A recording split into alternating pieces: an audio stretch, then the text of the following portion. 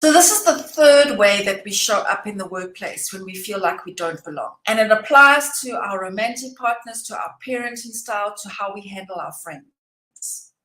And my name is Jo from loveshiftlive.com.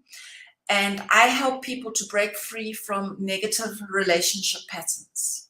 So today I'm speaking about one of the most dominating ways that we experience relationships when we're struggling with each other and when we're not on the same page. And that is to get into a power struggle.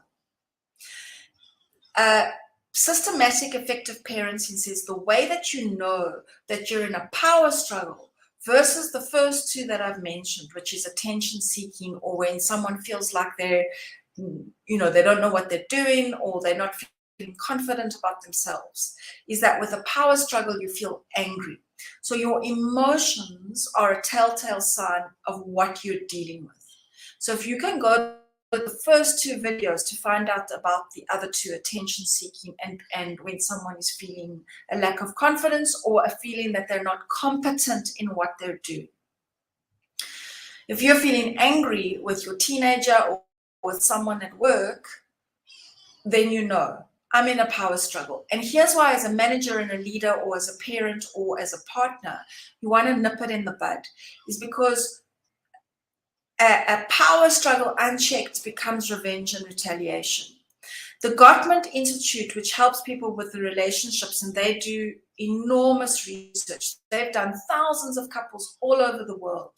They found that divorce is not often because of the actual issue, but because of the way we are handling the issue. So when we get into a power struggle over the issue, the way that we treat each other becomes hurtful, demeaning, and does enormous damage.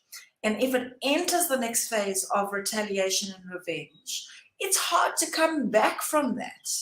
And a team that is stuck in a power struggle with their manager is a dangerous team. And you, as the manager, you might be in a power struggle with someone above you or with your own colleagues. And you might be feeling defensive when your team's in a power struggle with you. And then the way you respond is to be reactive, to make it worse. Stephen Covey speaks about the ability to be responsible, response-able. And when we can be response-able, we can choose the wisest way to respond. My mom is one of the wisest people I know. And she said, like, as a parent, when you're dealing with a team, if you enter a power struggle with a team, you end up losing them. You end up burning the bridge, and then you have no influence. So when you're dealing with people who are in a power struggle with you, you want to check yourself in how you're handling them. First, to understand what is a power struggle actually about. Behind a power struggle is the desire for independence and freedom. In the workplace, someone might be saying to you, look, don't micromanage me. Or your team might be saying, don't helicopter me as a parent. And then you might be saying, well, how do I put in boundaries? Because I can't just let them do what they want. And you're both right.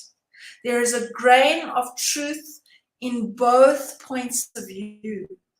So you, as the person who has more power in the situation because you're the parent, because you're the manager, it's on you to handle it differently. And of course, in a partnership or with friendships, there isn't a power structure in place. But your response and your ability to have that influence is just as important. And when you understand the power you have to influence a situation, it will revolutionize all your relationships. So what do? So first, don't take it personally. Throughout the series, both this week and the series last week, I've spoken about not taking it personally. And I have a worksheet. If you're noticing that you're taking it personally, please drop me a message. You can just put below, yes, please, me. Or you can send me a message saying, yes, please, I want that worksheet. To go through that worksheet and just to identify the ways that you're taking things personally and what's behind that. Because when we make it about us, when we make their power struggle about us, we're likely to be defensive. And I love this quote by Byron Katie, where she says, all defense is a form of attack. I'm paraphrasing her now. And of course, there are times we need to defend ourselves. And those are times where there's violence involved, but we don't need to defend our egos from when we're feeling hurt because of the way someone is being towards us. And that's not easy. Even those of us who are coaches and who are doing this work on an everyday level, we ourselves are challenged to handle ourselves in a certain way. And I know certainly there are situations where I wish I had done it differently. So it's not about being hard on yourself when you have that awareness, like, oh my word, I'm in the power struggle and I'm handling it badly. It's not about being hard on yourself. It's about learning from it and growing from it. And every day, we can do better than the day before, and forgiving ourselves for when we get it wrong. So very quickly, there are two areas you want to focus on. The one is yourself and what's triggering you, what's behind what's triggering you, and dealing with the wounds that are contributing to that.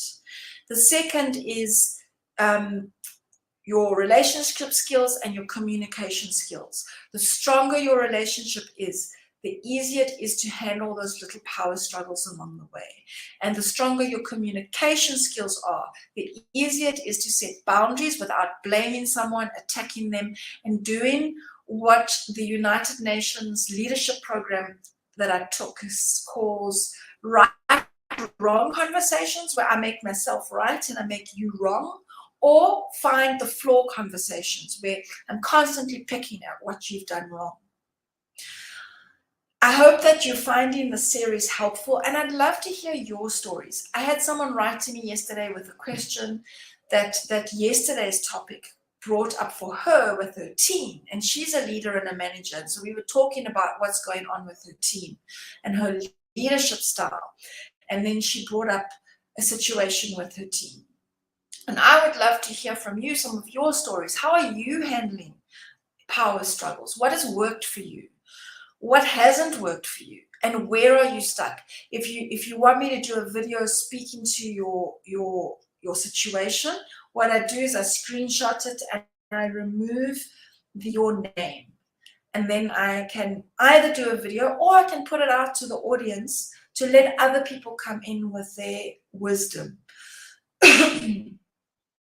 Because there is so much wisdom to be had from the collective. So I'm looking forward to hearing from you. And the fourth and last one will be next week after the Easter weekend. I will see you then. Have a great